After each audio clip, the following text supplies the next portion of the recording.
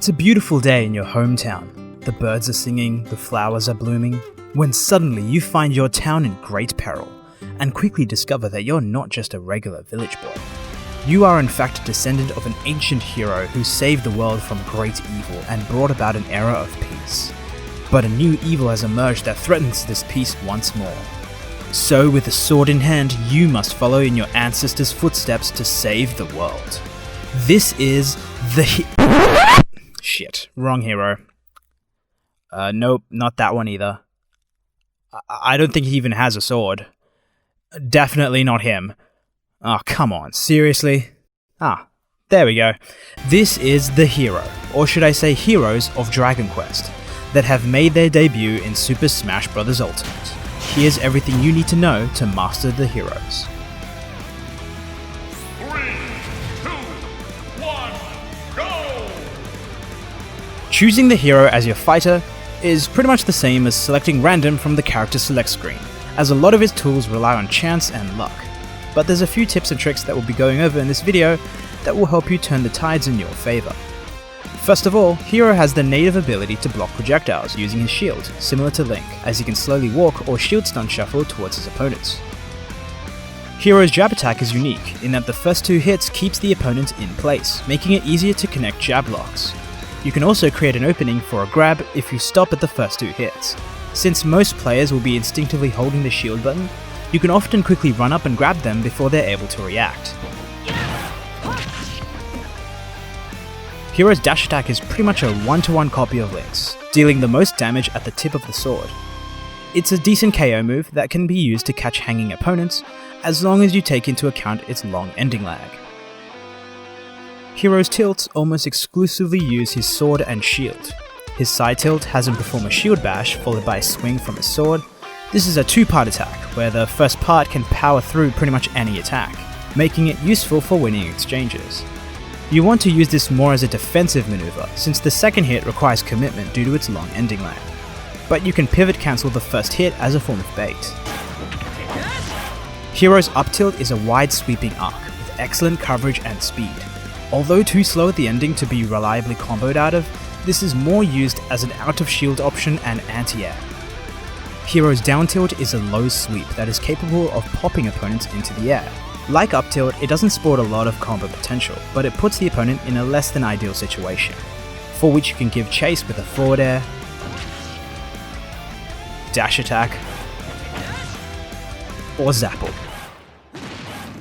In the air, Hero is a bit more formidable, with a great approach tool in the form of forward air thanks to its large hitbox, true comboing out of down throw at early to mid percentages, a spike in the form of down air that, on the ground, true combos into up tilt and up smash, a slow but beefy back air with exceptional range if you're able to space out the attack, a fast, somewhat awkward up air where Hero momentarily forgets he has a sword and uses his foot to kick instead. It can true combo after an up throw at 0% and can start combos after a fast fall. In fact, it's probably his best combo starter, comboing into up tilt, forward air, neutral air, up smash, and side smash. And Hero's neutral air is your traditional arcing sword attack that starts on top and ends behind you, making it a great alternative approach tool. It can also true combo out of an up throw at early percentages, and combo by itself into forward air, up air, and jab attack at early percents. This leads me to Hero's smash attacks, which brings to light a unique mechanic called critical hit. A somewhat controversial mechanic that causes a 1 in 8 chance of a critical hit when landing any of his smash attacks, drastically increasing the damage and knockback. Personally, I don't have an issue with randomness in some aspects of a character's moveset, as there's plenty of characters that have elements of chance in their movesets, but I can see where the controversy is coming from due to how absurdly it buffs his smash attacks. In any case, his smash attacks by themselves are generally slow and pretty easy to read, with his forward smash being his strongest, and down smash being his fastest. Let's move on to Hero's specials, because as far as I'm concerned, the first half of this video can basically go fuck itself, since it's these moves that are what truly define Hero's moveset.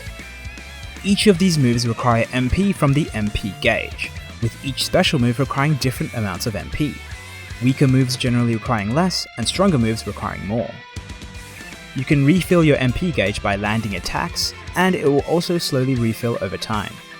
Managing the MP gauge is crucial to mastering the hero, as overindulging on his special moves can leave you very vulnerable. Let's start with the Frizz line, which are fire-based spells with a focus on long range.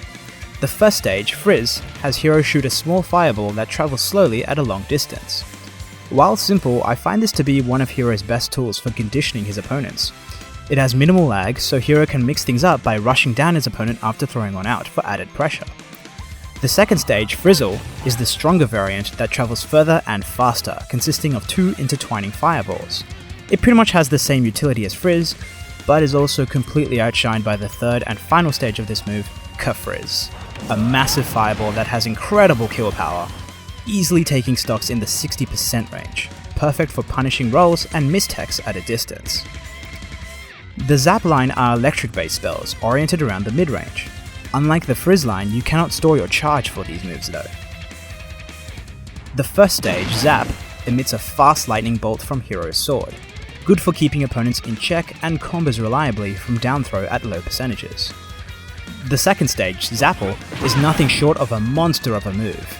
For just a few more seconds of charge, you get longer range, damage, and knockback on top of the high stun you already get from the electrical properties. This is an exceptional mid-range spacing tool that will make it extremely difficult for most characters to approach. It can even be used to catch opponents off stage, reliably KOing at 110%.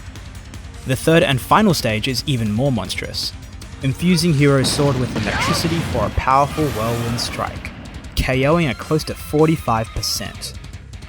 Great for punishing ledge get-ups and disrupting recoveries. The move also has armor properties at the moment the lightning strikes the sword, meaning you can use it as a hard punish, but it uses up a large amount of your MP.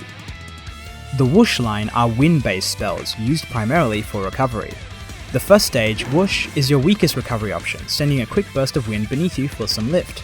Useful in a pinch because it uses very little MP to perform. The second stage, Swoosh, has a bit more utility, having the most horizontal coverage out of the entire Whoosh line. The resulting gust of wind also travels downwards, which can be useful for attacking from above. K-Swoosh is pretty much Swoosh on drugs, sending a freaking tornado beneath him that launches him high into the sky. Excellent vertical coverage, and the resulting tornado is great for disrupting enemy recoveries. In fact, if your opponent is recovering low, try to unleash a K-Swoosh just above them, and while they're caught in the tornado, if you position yourself correctly, you should grab the ledge, at which point you can quickly follow with another attack, like down air for a spike, chase after them with a back air, or reverse K-Frizz for style points. Now this is usually the part where I talk about the last special attack and then move on with my life. Unfortunately, in this case, Hero's down special happens to be 21 special moves in one. Oh god, kill me. Command selection causes Hero to adopt a thinking pose, which opens up a command list of 4 random moves out of the pool of 21 moves, from which Hero has 30 seconds to make his choice. This can be cancelled out of either using the shield button or jumping, which can be a useful defensive maneuver if you combine it with forward air. Moves will never appear in the same list twice in a row, and each move requires different levels of MP, just like his other specials.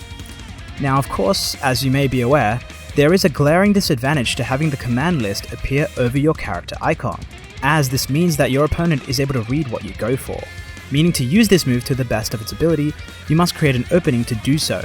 I find the best opportunities are anytime you knock your opponent off stage, take a stock, or lose a stock.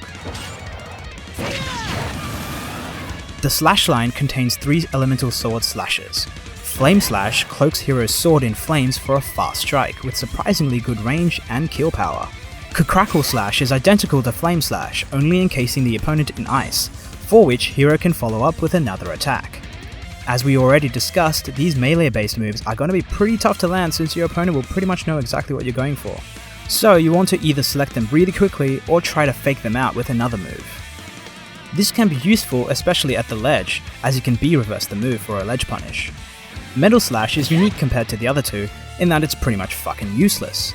You'll almost never want to go for it, ever, because its main function of being able to one-hit KO metal opponents is extremely situational and pretty much non-existent in competitive Smash. So the majority of the time, you're just going to deal 1% of damage.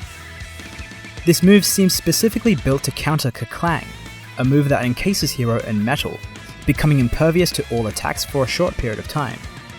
If used in the air, Hero will drop like a rock, just like Kirby's down B, dealing moderate damage. The move shares some properties with Metal Slash, and by properties I mean the one property of being fucking useless, because your opponent can easily punish you as soon as the effect wears off. But don't worry, these moves are outliers, the rest are a lot more useful. Hero has a total of 5 different passive moves that affect Hero's stats in different ways. Bounce casts a reflector for a period of time, pretty much invalidating certain characters' movesets. Heal will restore Hero's health by 11%, for which he can use twice per stock. Accelerator, or is it Accelerator, or did they just misspell accelerate, is basically Monado Jump and Speed in one, enhancing Hero's mobility to the point that it's almost a little overkill, as it becomes very difficult to control him, but if you can get a handle on it, he becomes a monster at chasing opponents off stage. Oomph, which is pretty much Monado Buster, enhances the damage of Hero's normals, and Psych Up is essentially a one-time Monado smash. Oomph is probably going to be the more useful of the two, as it lasts longer, and Psych Up can embarrassingly be used up on your opponent's shield.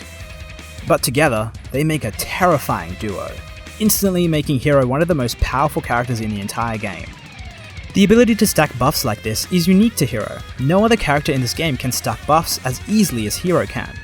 Incineroar can stack counters, but he has to put his body on the line to do so, and Wii Fit Trainer can barely get 2 stacks in the same time Hero can get 3 at once.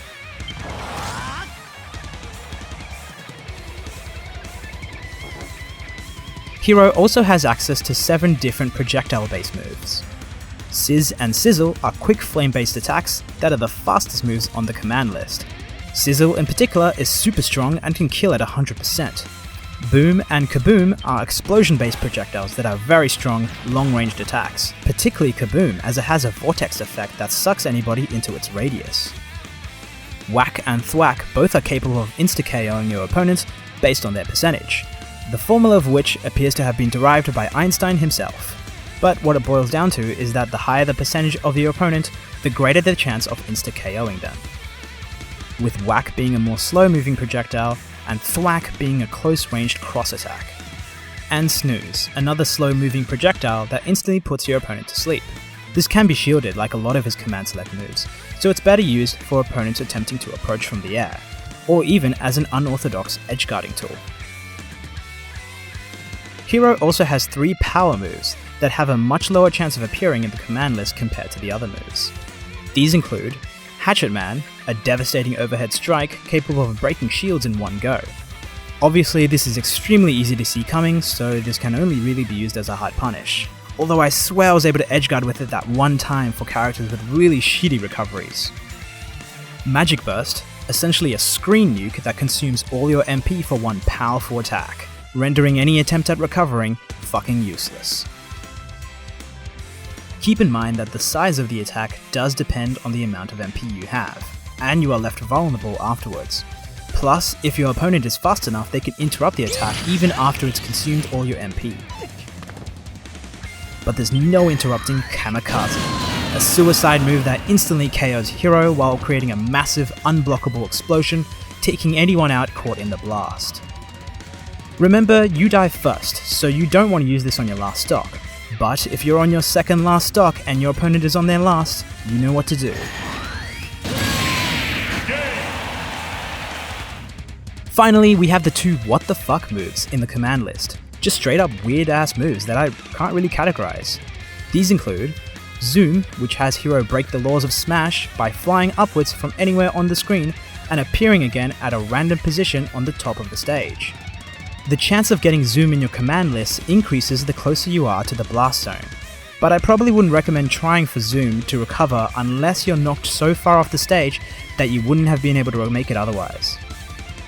And finally, Hocus Pocus, the rarest move on the command list that causes a random effect to Hero, which either has a positive effect, a negative effect, or a move from the command list, with the chance of it being negative being much higher than positive, though the positive effects are capable of completely changing the tide of battle.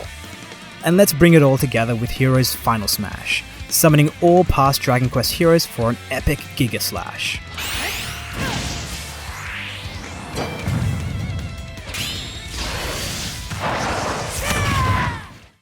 Hero is a character that's difficult to categorize. He has excellent zoning tools, but is limited to his MP gauge. He has immensely powerful attacks, but there's no guarantee he can even use them. His neutral game is lackluster, but he's surprisingly quick on his feet. Such a bizarre mismatch of mechanics, systems, and moves all in one character. To me, Hero will, and always will be, a true wildcard. So go on, and take your stand as the hero.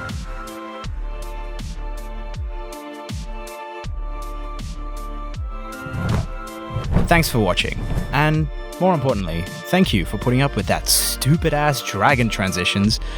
That was not my original plan. I was meant to be doing elemental spells like fire and ice and shit, but After Effects decided otherwise and won't communicate with Adobe Premiere for some reason, and so I had to improvise, okay? Let's hope that Dragon Quest actually has anything to do with dragons, otherwise I'm fucked.